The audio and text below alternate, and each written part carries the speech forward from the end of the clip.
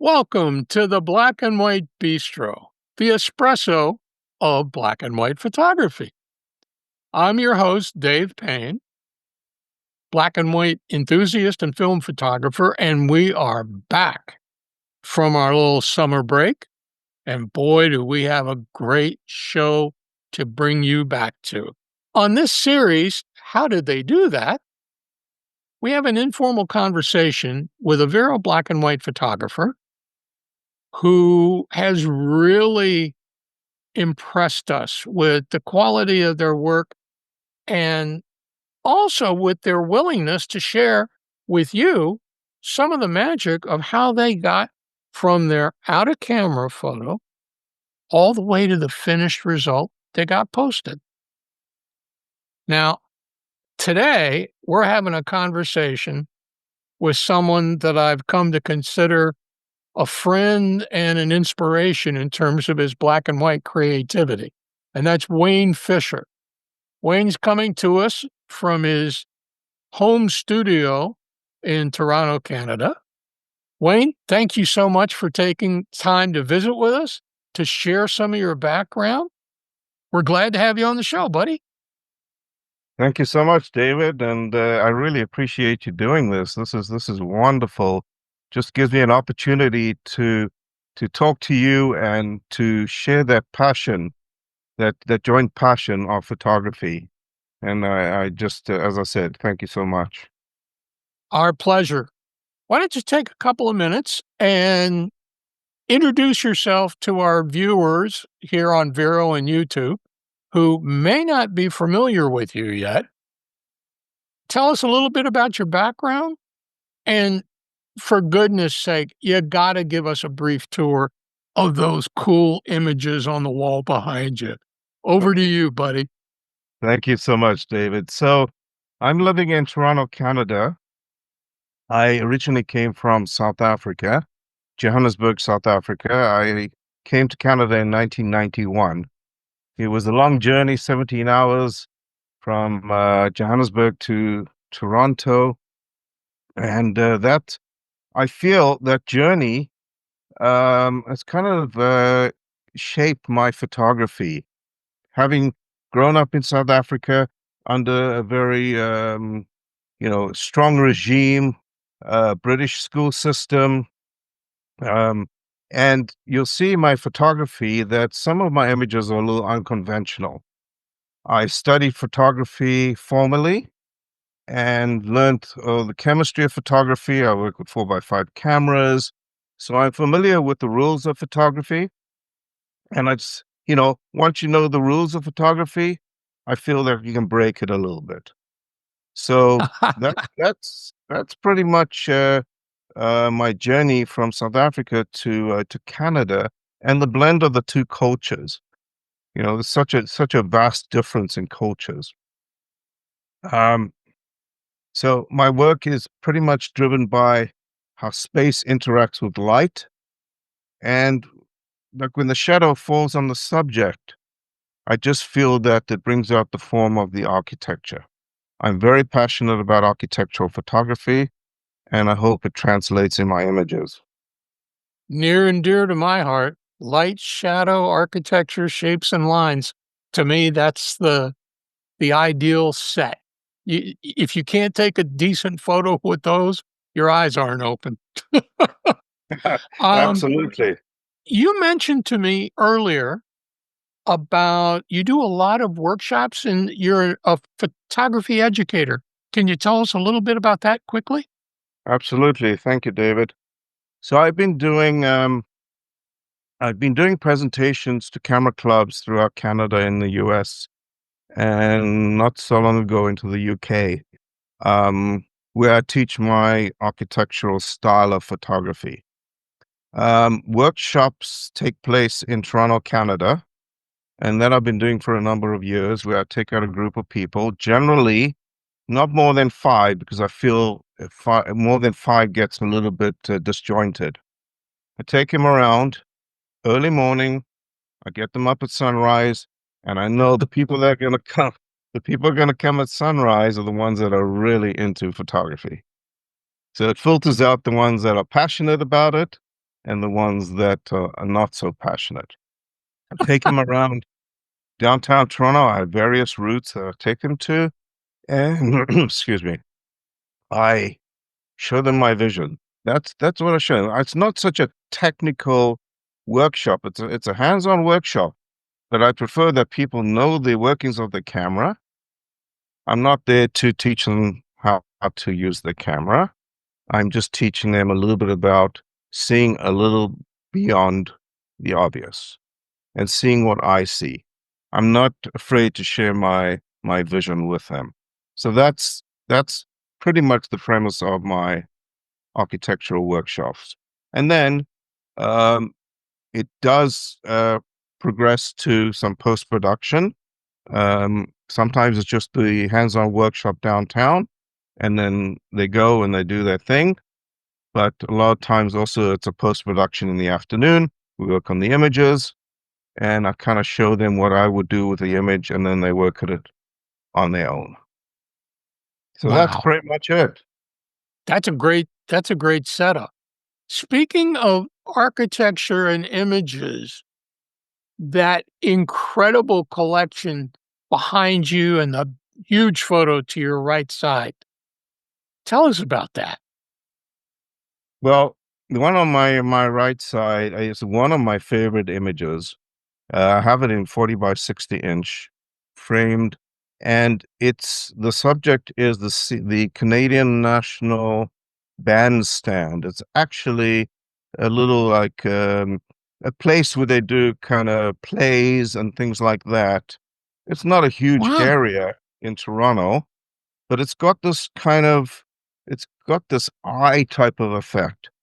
I see it almost looking like it's an ocular type of effect, right? So in a, absolutely. ver- in a vertical format, it is obviously a horizontal um, structure, but on the flip to vertical, it really gave me that look of an eye, and it remains one of my favorite images. That is amazing. How big again is that? 40 by 60 inches. That's the image size. Oh, it's almost 4 by 5 feet. Holy Yeah. cow. I know it's huge because it cannot go in a conventional car, and it has to be it has to be trailered to a location because I've had it on display in a gallery, and it's a beast to carry. It's gorgeous. All right, let's get down to it, my friend. You have a truly unique and distinctive photography style, which is immediately recognizable. I can go through your accounts on Instagram, on Vero, without even looking at names. That's Wayne's. Oh my goodness. It got to me so much that I did some background research because I was trying to figure out how to identify your style. And the research I did kind of the best way to summarize it is it seems to me like a combination of three styles: architectural minimalism, brutalist influence, and abstract urban expressionism. Now Mhm. that's just me curious as all get out and doing some research. How would you describe your style in your own words? Well, David, I am excuse me. I appreciate you identifying my styles. Um, because it's a juxtaposition of various styles. And once you identified it, it made me really think. And the more I delved into it, I could understand where you're coming from as far as recognizing my type of style. Because very much so, I do have a very minimalistic style, right? And that's what we'll talk about first. I I don't add image objects into the image. I kind of take out. I try to make it as minimal as possible. I'm not the kind of photographer who's going to have the airplane in the middle of the building, those are so obvious.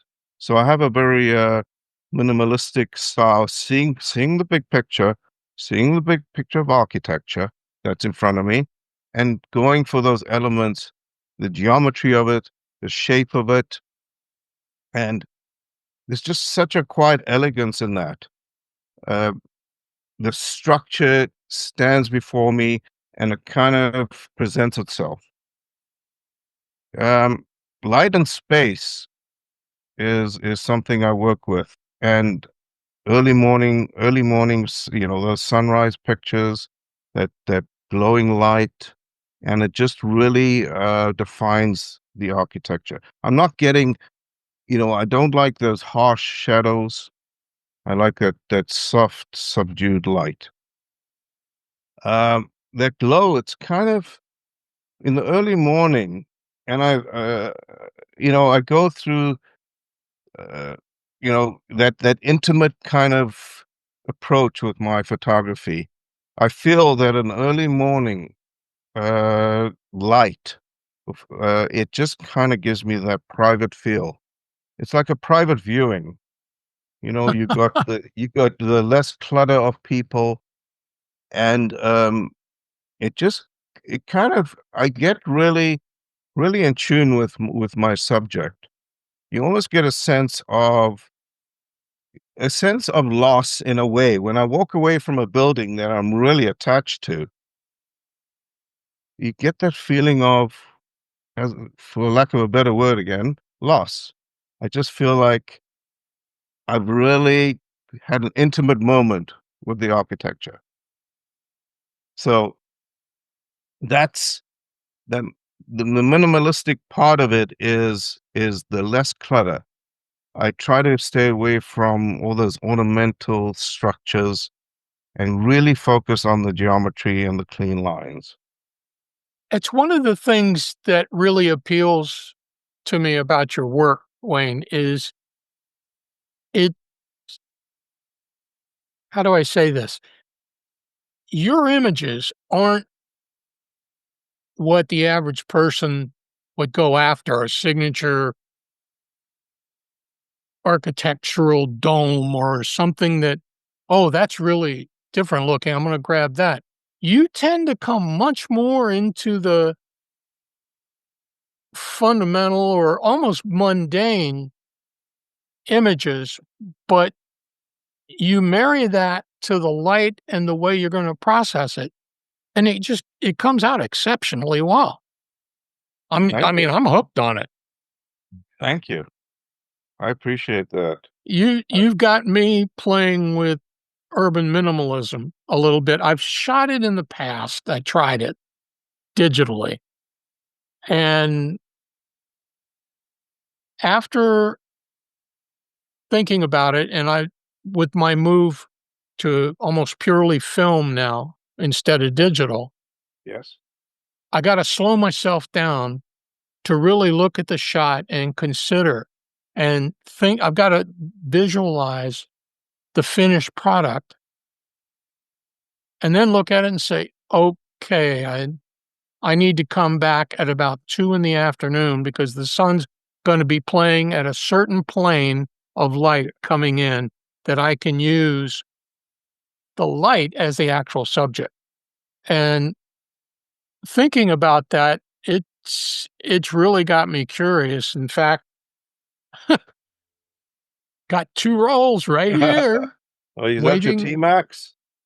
Yeah, this is the T-Max 400, Yeah, and both of those rolls are urban minimalism. yeah. As I studied at the Wayne Fisher School of Light and Shapes. I'm curious how they're gonna come out. Let's talk That specifically. Go ahead. no, that's great. I commend you for shooting on film. I really do. I've learned on film, and I still have my Hasselblad, and uh, I'm not saying I'm going to be delving in film, but it's always kind of fascinated me, and I've been curious about it, because that aesthetic on film you cannot match. And people are There's generally, sorry, David, people are generally gravitating to that look, that retro look. Just people it keep going back to it. it's a little addictive, at least for me, because like I said, it made me slow down. Yeah. It's made me really engage with a scene, to look at it and think about how the light and the shadows angle either into each other or complement each other, and looking at thinking about, uh, do I want one person coming through that scene? And if so, I take 2 patience pills and sit and wait. Right. But when I've got that shot, when they come through, there's this alarm going off here. That's what you were thinking about when you Yes. saw this scene. So, fingers crossed. Let's talk a little bit about the specific photo that we're playing with today. You posted it, I believe it's titled Fusion. You Right. posted it on Vero back in late January. Yeah. It's a fascinating shot. And when I looked at the straight out of camera image that you showed me and shared with me, and then I look at the final, I'm just like, how did he get from that to that? Right. All right. So, what steps did you go through in pre-visualizing, setting up for, and taking the image that we're talking about today in camera? Well, the image itself, um, I feel like I always have my camera with me. My camera is with me, I wouldn't say 100% of the time while I'm out. I mean, it doesn't sleep with me, but my camera is with me in my car, I'd say at least 80 to 90% of the time. I am a big believer in creating something from mundane objects, right? And which I do a lot of.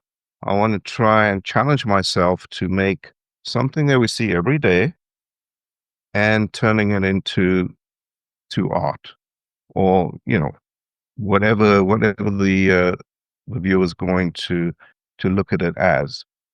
So in that case, stopped for a coffee. We have a coffee chain called Tim Hortons.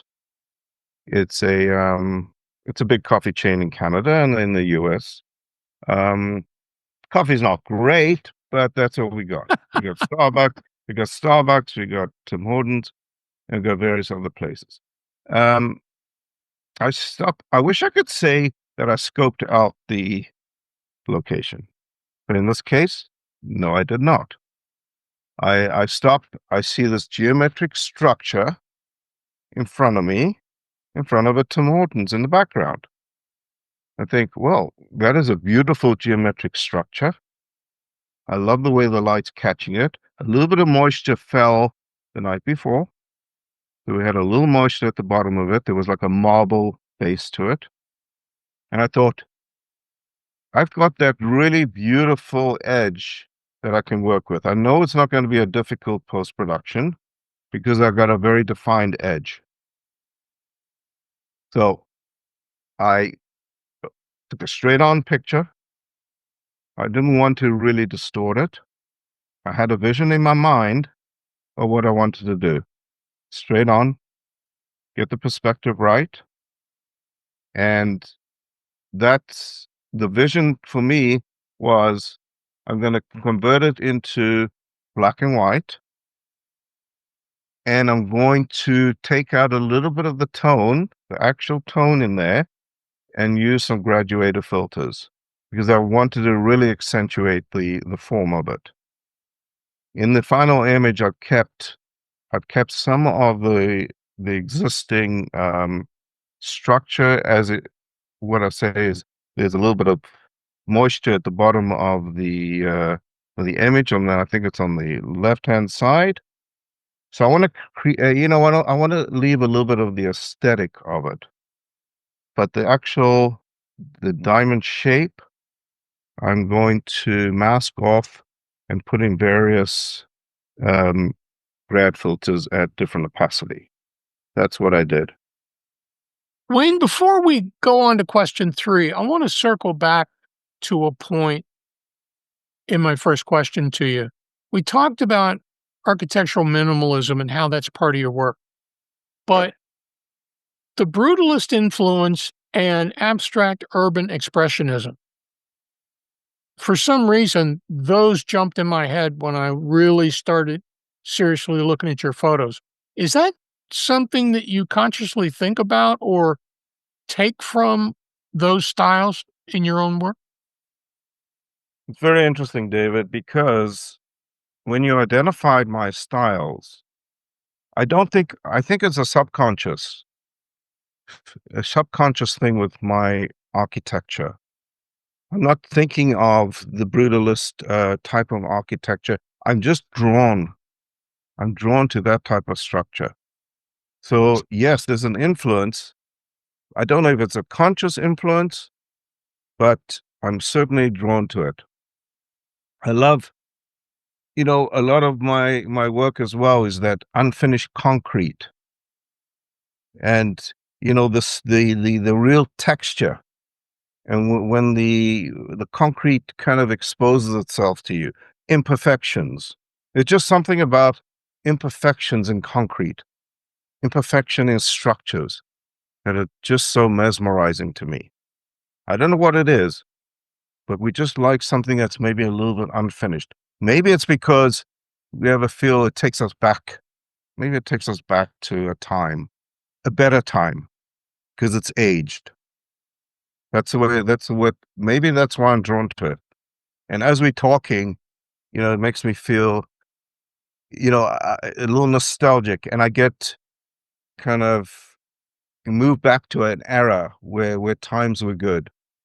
Not that times are bad now, but times are different. Yeah. And I think with black and white also, I don't want to get off topic, but black and white photography, people are gravitating to it because it takes us back. It takes us back to a better time. So I definitely feel that I'm drawn to the heavy brutalistic type of form, concrete, pillars, strength. So very interesting that you identified that, because I hadn't thought about that. I'm just drawn to it. But you identified that that was part of my style. And I'm It's just, it's it's what seemed to really reach out and grab me. That's what got me to really focus, and I spent some time looking through your portfolio, and it's there. Okay, let's come back to the Tim Hortons coffee shape. You've got the image in your camera. yeah, Now, can you walk us through the steps in your post-processing workflow from getting the finished straight out of camera shot yeah. to your finished good? And which of those steps is the most challenging for you personally? Okay. Thanks, David. So basically, my library sits in Lightroom. That's Okay. where my library sits. I do about maybe 10% of my post-production in Lightroom. I take it into Photoshop. I work in Camera Raw, and that's where I'd say the other 90% is taking place. So import into my library. I do a slight lens correction if it's needed in Lightroom. I'll do a perspective correction if needed, and that's pretty much what I do in Lightroom. And then it moves into Photoshop. Pretty quick in Lightroom then. Yeah, I I just find that Camera Raw is just way more responsive, and it works better for me. And I've just got so comfortable with it that I know Lightroom has come such a long way. And people say, "Oh, why don't you do it all in Lightroom?" And I feel more comfortable in Camera Raw. and into Photoshop. Okay, so you got the image into Camera Raw. Yeah. What are the steps in Camera Raw to get to the finished product? Right. So basically, sit in Camera Raw, do my corrections, what contrast, give it a little shadow. I do a little sharpening if needed. I do a little noise reduction, whatever is needed. Then it goes into Photoshop, and I work in layers. What I do is once I've got the image that I'm happy with, that's my canvas to work on. Then I'll make a copy of that image. Once I'm happy with it, and generally I'll take a color image into Photoshop to give me the option to use the color as well if I need it.